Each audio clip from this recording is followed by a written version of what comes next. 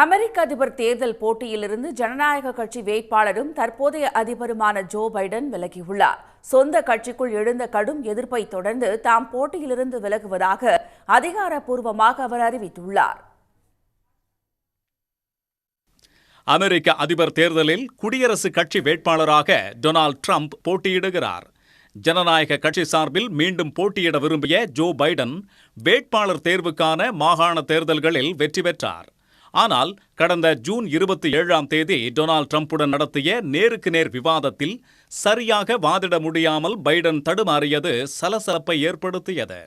இருப்பினும் தாம் போட்டியில் இருந்து விலகப் போவதில்லை என்று பிடிவாதமாக பைடன் கூறி வந்தார்.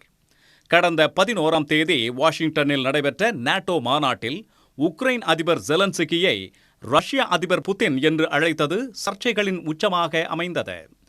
டெமன்ஷியா எனப்படும் மறதி நோயால் பைடன் பாதிக்கப்பட்டுள்ளதாக புகார் எழுந்த நிலையில் இதை வாய்ப்பாக பயன்படுத்திக் கொண்ட டொனால்ட் ட்ரம்ப் தனது பிரச்சாரங்களில் பைடனை கிண்டல் செய்ய தொடங்கினார். பென்சில்வேனியா பிரச்சார கூட்டத்தில் ட்ரம்ப் மீது நடத்தப்பட்ட துப்பாக்கிச் சூடு அவருக்கு அனுதாப அலைகளை உருவாக்கியது. அதே சமயம் வயது மூப்பு, மறதி, செயல்பாடின்மை போன்ற காரணங்களால் சொந்த கட்சி எம்பிக்களே பைடனுக்கு கடும் எதிர்ப்புகளை தெரிவித்தனர். இந்த சூழலில் சிகாகோவில் அடுத்த மாதம் நடைபெறவுள்ள ஜனநாயக கட்சி மாநாட்டில் அதிகாரப்பூர்வ வேட்பாளராக அறிவிக்கப்படும் முன்பாகவே போட்டியில் இருந்து பைடன் விலகியிருக்கிறார். இது தொடர்பாக பைடன் வெளியிட்டுள்ள அறிக்கையில் ஜனநாயக கட்சி மற்றும் நாட்டு மக்களின் விருப்பத்திற்கு இணங்க இந்த முடிவை எடுத்துள்ளதாக குறிப்பிட்டுள்ளார்.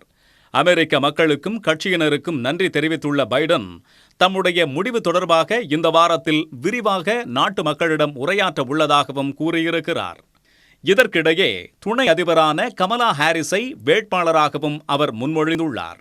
முன்னாள் அமைச்சர் ஹிலாரி கிளின்டன் ஜனநாயக கட்சியின் வேட்பாளராக தேர்வாக வாய்ப்புள்ளதாகவும் தகவல் வெளியாகியிருக்கிறது. உடனுக்குடன் செய்திகளை தெரிந்து கொள்ள சன் நியூஸ் பெல் ஐகானை கிளிக் பண்ணுங்க.